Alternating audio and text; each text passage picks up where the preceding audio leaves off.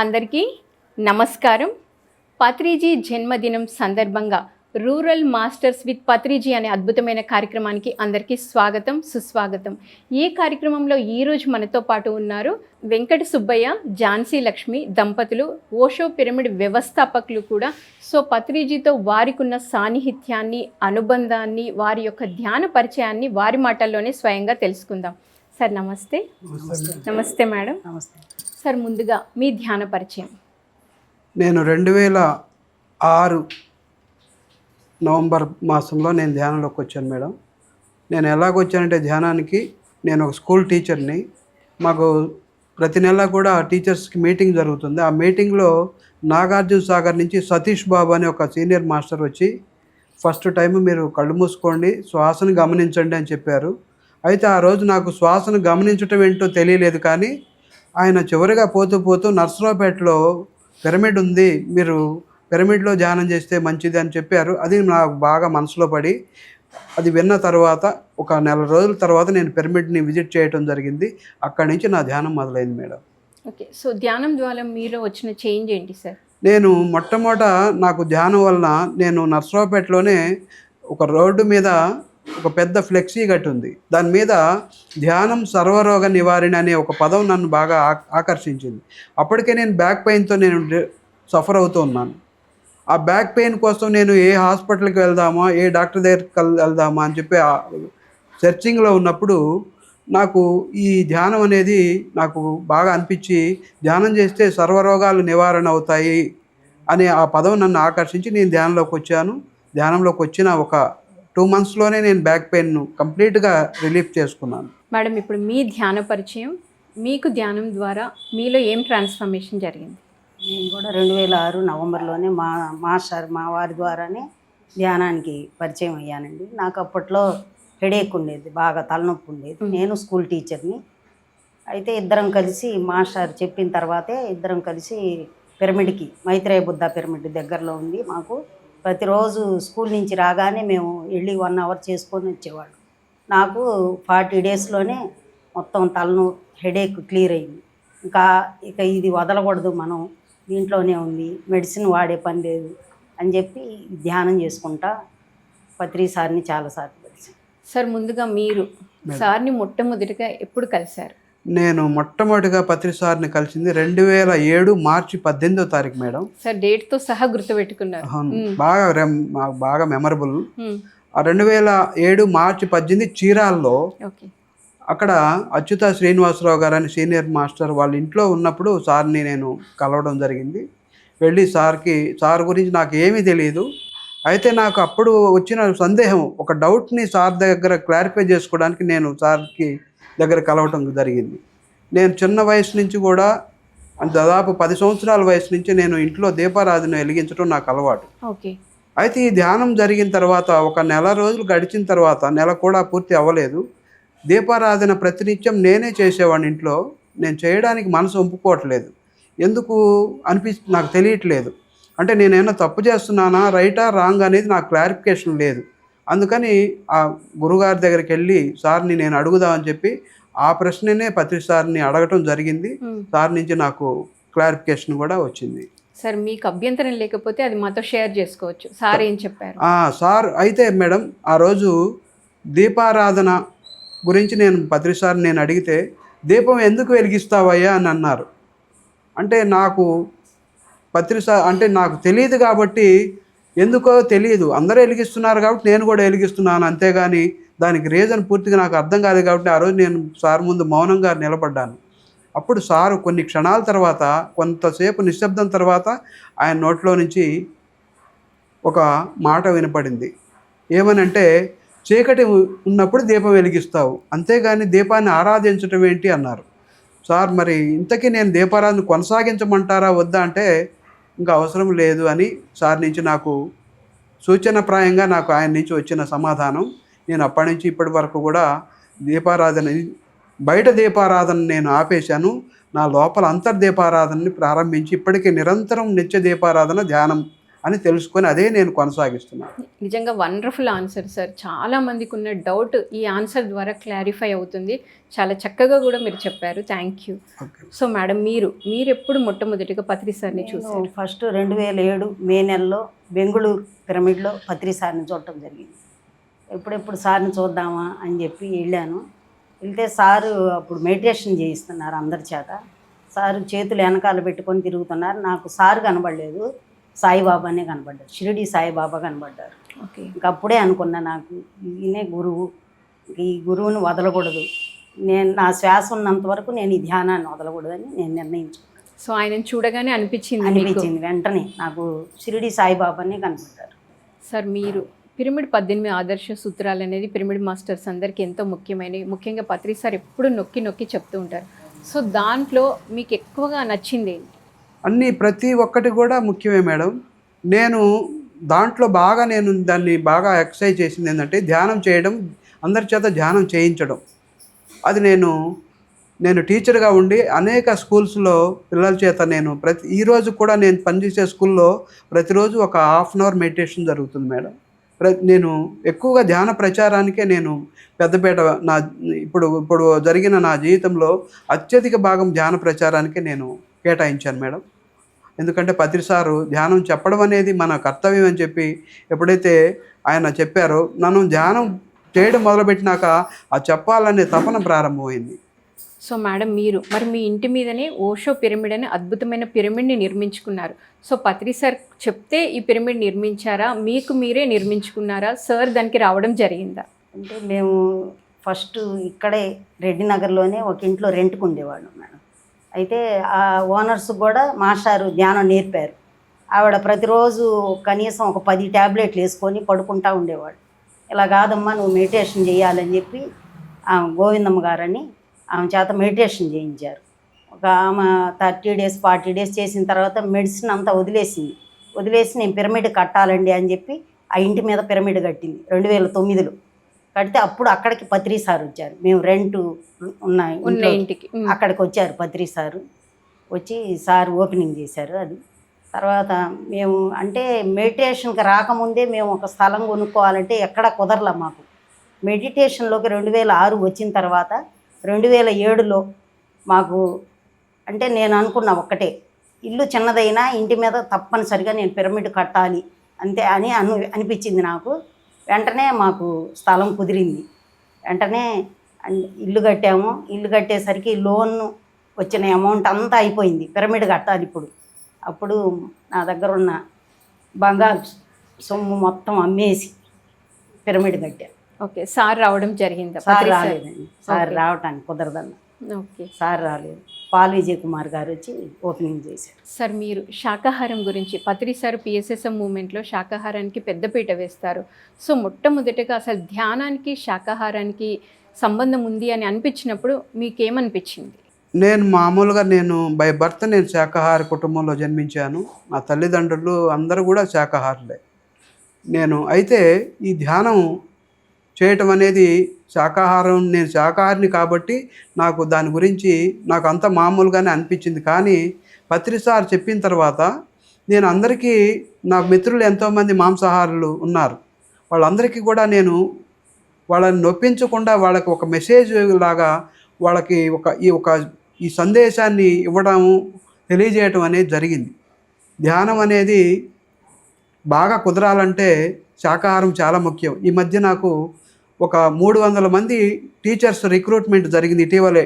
ఆంధ్రప్రదేశ్లో డిఎస్సి ద్వారా 16,000 మందికి ఉద్యోగాలు ఇస్తే ఒక 300 మంది ఒక సెంటర్లో ట్రైన్ అవుతుంటే నేను అక్కడికి వెళ్ళి వాళ్ళకి ధ్యానం గురించి చెప్పడం జరిగింది. అక్కడ ఒక మేడము వాళ్ళ పిల్లలు ధ్యానం చేస్తారట ఎప్పటి నుంచో. అయితే వాళ్ళు శాకాహారులు అయ్యారు కానీ ఈమె శాకాహారి కాలేదు.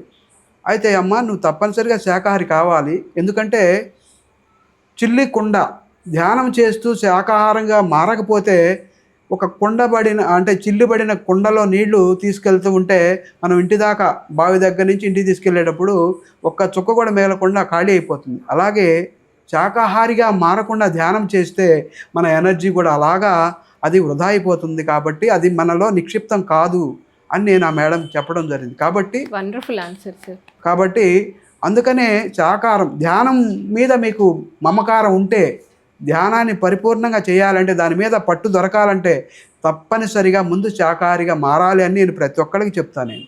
సో మీరిద్దరు దంపతులు కాబట్టి ఇద్దరికి కలిపి ఒక క్వశ్చన్. సో మీరు మీ జీవితంలో ఏదైనా ఛాలెంజెస్ ఎదుర్కొన్నప్పుడు లేదంటే సమస్యలు ఉన్నప్పుడైనా అలాంటి సిచ్యువేషన్లో పత్రి సార్ నుండి డైరెక్ట్గా కానీ ఇండైరెక్ట్గా కానీ మీకు వచ్చిన ఆన్సర్, ఆయన స్పీచెస్ నుండి అయినా అవ్వచ్చు, లేకపోతే ఆయన డైరెక్ట్గా మీకు ఇచ్చిన ఆన్సర్ ఏదైనా ఉందా? అంటే డైరెక్ట్గా అంటే సార్ని కలిసి సార్ని ఎప్పుడు గమనిస్తూ ఆయన నుంచి ఎన్నో విషయాలు తీసుకుంటూ ఉంటాం.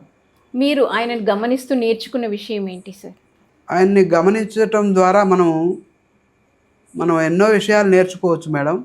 అయితే ఆయన చేసే ప్రక్రియలో మనం పాదాలకి నమస్కరిస్తే ఆయన తిరిగి పాదాలకు నమస్కరిస్తున్నారు.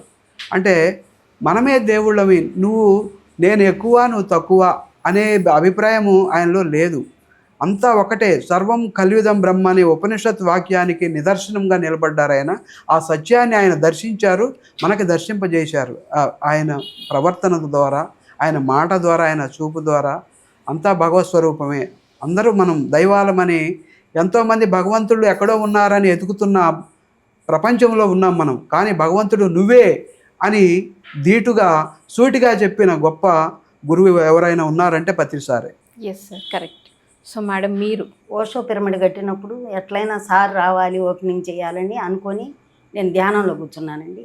అయితే ఆ ధ్యానంలోనే సార్ వచ్చి ఓపెనింగ్ చేయటం, నేను మనిషి రూపంలోనే రావాలమ్మా అని నాకు మెసేజ్ ఇచ్చారు. నేను ఆల్రెడీ మీ పిరమిడ్ని ఓపెన్ చేశాను, నువ్వు దాని గురించి ఆలోచించొద్దని చెప్పారు. అది నాకు బాగా మంచి అనుభవం. వచ్చి నా చెయ్యి పట్టుకున్నారనమాట. నువ్వు అట్లా చాలా అనుభవాలు ఉన్నాయండి సార్తో. అంటే ఎక్కువగా ధ్యానంలోనే ఉన్నాయి. మామూలుగా చాలాసార్లు కలిశాను కానీ నోటి నుంచి మాట రాదు. సార్ని చూస్తే నిలబడి చూస్తుంటా అంతే. సార్, మీరు సారు ఫుడ్ గురించి, సారు మరి చక్కగా వడ్డిస్తూ ఉంటారు కూడా. ఆయన వండేటప్పుడు ఎంత క్రమశిక్షణ ఉంటుందో వడ్డించేటప్పుడు అంతకంటే ఎక్కువ క్రమశిక్షణ ఉంటుంది. సో దాని గురించి మీ మాటల్లో. అంటే సారు చెప్తున్నది ఏంటంటే, ఒక ధ్యాని, ఒక యోగి, ఆయన చేతితో, ఆ యోగి చేతి వంట తింటే తప్పనిసరిగా ఎంతో అద్భుతమైన మార్పు వస్తుంది. ఎంతోమందిని మార్చింది కూడా.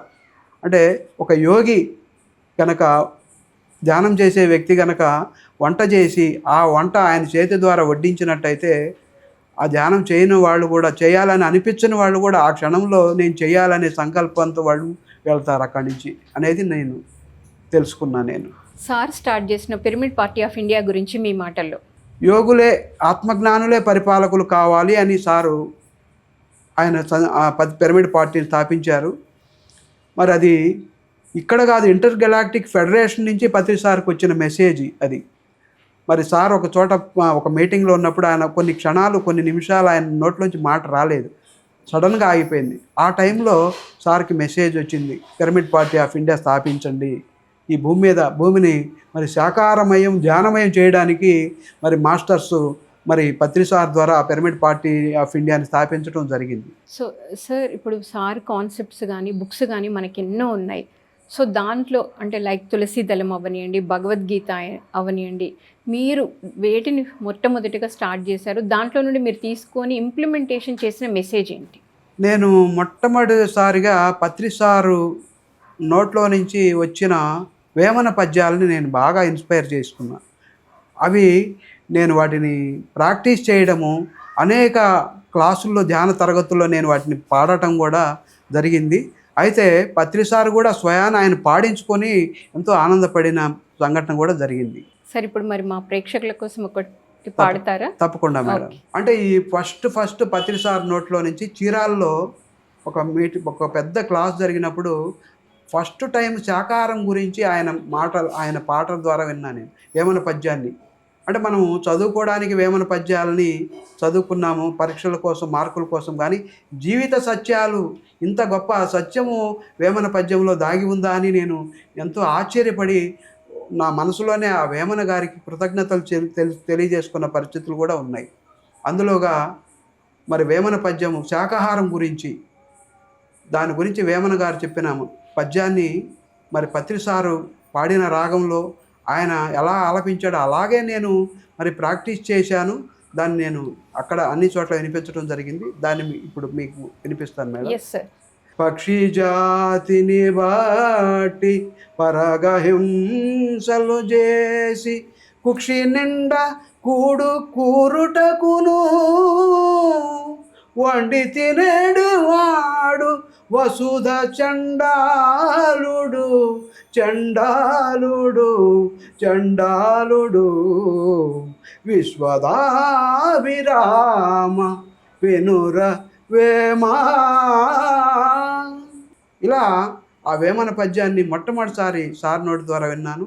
అలాగే ఎన్నో పద్యాలు నేను వాటిని అవగాహన చేసుకొని, అలాగే భగవంతుడు ఎక్కడో ఉన్నాడు అని ఎతుకుతున్న వాళ్ళకి వేమన గారు చెప్తున్నాడు, బ్రహ్మమనంగ వేరే పరదేశమున లేడు, బ్రహ్మమనంగ వేరే పరదేశమున లేడు, బ్రహ్మమనంగ తానే బట్టబయలు, తను తానెరింగిన తానే బ్రహ్మౌబు బ్రహ్మౌబు బ్రహ్మౌబు విశ్వదాభిరామ వెనురవేమా. తన్ను తానెరింగిన తానే బ్రహ్మము అంటే నిన్ను నువ్వు తెలుసుకుంటే ఆ బ్రహ్మం ఎక్కడో లేడు, నువ్వే సాక్షాత్తు అని ఆ వేమన పద్యంలో చెప్పడం జరిగింది. అదే పత్రిసారు దాన్ని మనందరికీ వీఆర్ ఆల్ గాడ్స్, మనము దేవుళ్ళమయ్యా, దివి నుంచి భూమికి దిగి వచ్చిన దేవుళ్ళము అని పత్రిసారు చెప్పిన దానికి చక్కగా ఈ వేమన పద్యంలో చక్కని సమాధానం దొరికింది. బాగుంది సార్, కరెక్ట్గా చెప్పారు. మీరు పాడడం కూడా చాలా బాగుంది. అయితే ఇప్పుడు సార్ గురించి సార్ మీరు చెప్తున్నారు, ఆయనని ఏ విధంగా మీరు అర్థం చేసుకున్నారు ఏంటి అని. మరి మనకి ధ్యాన మహాయజ్ఞాలు యాగాలు అంతకుముందు మొట్టమొదటిగా మీరు అటెండ్ అయిన యజ్ఞము యాగం ఏది ఉంది? అప్పుడు ఫస్ట్ టైం సార్ సమక్షంలో కూర్చొని సంగీతంలో ఆయన ధ్యానం చేపిస్తుంటే అప్పుడు మీకు ఏదైనా అనుభవం? ఫస్ట్ టైము 2007లో బుద్ధ పౌర్ణమి వేడుకలు జరిగినాయి మనకి బెంగళూరులో మైత్రేయ బుద్ధ విశ్వాలయంలో. అప్పుడు ఫస్ట్ టైం మేము ఎక్కువ మంది జరిగిన ధ్యానం కార్యక్రమంలో పాల్గొనడం జరిగింది. అయితే నాకు ఈ ధ్యానంలోకి రాకముందు నేను ఒక షిరిడి సాయి డివోటీని. ఓకే. ఒకసారి నాకు మనసు చెలించి ఒక రకమైన వేదనలో నేను సాయిబాబా టెంపుల్లోకి వెళ్ళి నేను అక్కడ కళ్ళు మూసుకొని ఆ సాయినాథుడిని మనసులో తలుచుకున్నాను. నా బాధ పోవాలని కాదు, నాకు మంచి గురువుని ప్రసాదించండి, మీరు ఒక సద్గురువు కావాలి, ఆ గురువు నన్ను ఏమీ కోరకూడదు, ఏ కానుకలు నా నుంచి ఆయన గ్రహించకూడదు, ఏమి కోరని గురువు కావాలని నేను మనసులో తలుచుకున్నాను. అది అనుకున్న ఒక 2 నెలలకి పత్రిసారు ధ్యానం పరిచయం అయింది, సార్ని కలవటం జరిగింది. ఆ ఎక్స్పీరియన్స్ మొట్టమొదటి పిరమిడ్ వ్యాలీ నేను ధ్యానంలో కూర్చున్నప్పుడు నాకు ఫస్ట్ ధ్యాన అనుభవం ఏంటయ్యా అంటే సాయినాథుడు కనిపించాడు, కళ్ళు తెరిచి చూస్తూ ఉన్నాడు ఇలాగా. నేను షిరిడి పోవాలని ఎప్పటి నుంచో కోరుకున్నా, కానీ నేను వెళ్ళలేకపోయినా, కానీ వెళ్ళలేదని బాధ లేదు. ఈరోజు కూడా నేను ధ్యానంలోకి వచ్చిన తర్వాత ఎక్కడికి వెళ్ళాల్సిన అవసరం లేదు, సర్వము నీలోనే ఉంది, సమస్తము నీలోనే ఉంది అనే సత్యం నాకు అనుభవం అయింది. నేను ఎక్కడికో వెళ్ళాలని కోరిక కూడా నాకు కలగలేదు. ఆ సాయినాథుడు కనిపించిన తర్వాత అనుభవం ఏంటంటే పత్రిసారు ఫ్లూట్ వాయిస్తూ పిరమిడ్ మీద కనపడటం జరిగింది. ఓకే. అంటే నువ్వు అడిగిన గురువు ఈయనేనయ్యా అని సాయినాథుడు నాకు చూపించినట్టుగా నాకు ఆ అనుభవం ద్వారా నేను గ్రహించాను. ఇంకా అప్పటి నుంచి నా జీవితంలో మరి పత్రిసారు ఒక గురువు లభించడమే ఒక మహావరం. లభించిన తర్వాత వెనక్కి చూడాల్సిన అవసరం లేదు. Yes sir, correct. అలాంటి గురువు దొరకడమే చాలా అదృష్టం సార్. ఆ గురువు చెప్పిన పాత్రలో నడుస్తున్నాము అంటే ఇంకంతకంటే గొప్ప విషయం అయితే లేదు సార్. చాలా సందర్భాల్లో సారు కొంచెం నవ్విస్తూ ఉంటారు కూడా. సో అలా సారు నవ్విస్తూ ఉన్నప్పుడు అక్కడ ఫన్నీ సన్నివేశాలు ఏం జరిగినాయి, అక్కడ మీరు ఉన్నారా? అంటే సారు నవ్వించడం అనేది ఆయన అప్పుడప్పుడు నవ్విస్తుంటారు, అప్పుడప్పుడు కోపం కూడా వస్తుంది, అన్నీ వస్తుంటాయి ఆయన దగ్గర నుంచి. అయితే నేను ఆయన నుంచి కోపాన్ని చవిచూసా ఒకసారి. ఎలాగంటే మా పిరమిడ్ అనేది అక్కడ రాంపా పిరమిడ్ ఓపెనింగ్కి వచ్చారు. పైనుంచి ఆ పైన పిరమిడ్ ఓపెన్ చేసి కిందకు వస్తున్నారు. అక్కడ పత్రి సార్ ఉన్నారు. పత్రి సార్ కిందకి, సార్ వెల్కమ్ సార్ అని చెప్పి లోపలికి ఆహ్వానించాం. ఆయన లోపలికి వచ్చి లాగి లెంపకాయలు కొట్టాడు. గట్టిగా ఒక 3 కొట్టారు. అయితే విచిత్రం ఏంటంటే ఆ శబ్దం బయట వాళ్ళు లోపలికి రాకుండా అక్కడే వాళ్ళు ఆగిపోయారు. నాకు నొప్పి తగలలేదు, ఏమి లేదు. ఈ పక్కన మా మిస్సెస్ కూడా ఉంది. ఈమె నుంచి రెస్పాన్సు, ఈమె నుంచి ఎలాంటి ఫీలింగ్ వస్తుందా అని చెప్పి ఎదురు చూస్తూ ఉన్నారు. ఆమె కూడా ఏమి నిశ్చలంగా ఉన్నారు. అయితే దానికి ఆన్సర్ నాకు తర్వాత శ్రీశైల ధ్యానమయజ్ఞంలో వచ్చింది. ఏమిటా అంటే అది, ఈ భూమి మీద ఏ కారణం లేకుండా కొట్టే గురువు ఎవరైనా ఉన్నారంటే నేనే. అది ఎందుకు అంటే అది మహాకారణ శరీరాన్ని యాక్టివేట్ చేస్తుంది అని చెప్పడం జరిగింది. నేను దానికి మెసేజ్ ఆ కొట్టడానికి కారణం ఏంటనేది నేను అక్కడ పత్రి సారు చెప్పడం జరిగింది. నేను దాన్ని తీసుకున్నాను. నేను అందరికీ ఈ సందర్భంగా పత్రి సార్ కొట్టిన వాళ్ళు అందరూ ధన్యులే అని చెప్పి నేను ఈ సందర్భంగా తెలియజేస్తున్నా. ఎస్ సార్, నిజంగా చాలా కరెక్ట్గా చెప్పారు మీరు. ఎందుకు అంటే ఒక గురువు ఏది చేసినా దాని వెనుక కారణం అయితే ఖచ్చితంగా ఉంటుంది సార్. మనకు అప్పుడు అర్థం కాకపోవచ్చు, కానీ భవిష్యత్తులో అర్థమవుతుంది. మేడం, మీరు ఫైనల్గా పత్రి సార్ గురించి చెప్పాలనుకుంటే ఒక స్టేట్మెంట్ ఏమని చెప్తారు ఆయన గురించి? అంటే ప్రతి విషయంలో నాకు పత్రి సారు పక్కనే ఉన్నట్టుగా అనిపిస్తుంది. అంటే ఏ సమస్య వచ్చినా ఇది సమస్య అని అనిపించట్లా. పత్రి సార్ ఉన్నారు, చూసుకుంటారు. పిల్లలతో కూడా అదే అంటాను. అందుకని ఇంకా పత్రి సార్ ఇంకంతే.